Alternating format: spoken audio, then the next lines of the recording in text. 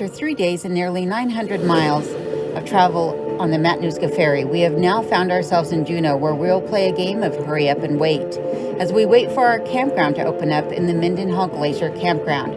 Nestled in the trees and just behind our residential area, the campground is a secure and lovely location that you would never know is right next to a residential area once you're in the campground.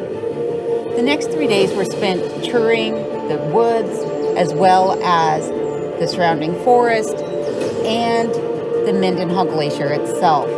The glacier is a lovely and spectacular sight for anyone to see.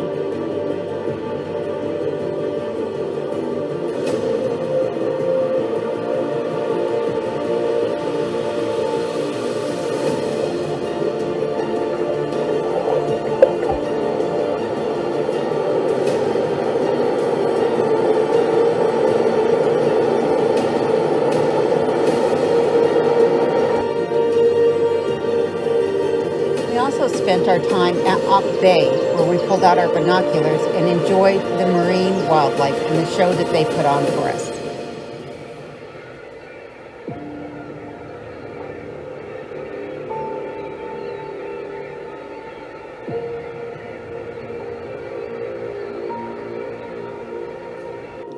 After leaving Juneau, we boarded the Kennecott Ferry, where we had very rough seas and not quite as luxurious, if you will, accommodations upon the Kennecott Ferry. Nonetheless, I slept through it. We made the next 2 days worth of travel just fine and landed safely at Whittier, where we then made an expeditious trip across Alaska. Most of the trip was just as you see it here, very harried and hustled, as I had an entire day's worth of driving ahead of me to get from Whittier and then all the way to the eastern side of Alaska. Here you see we're driving along the Seward Highway, and we're about to hit traffic as morning rush hour begins in Anchorage.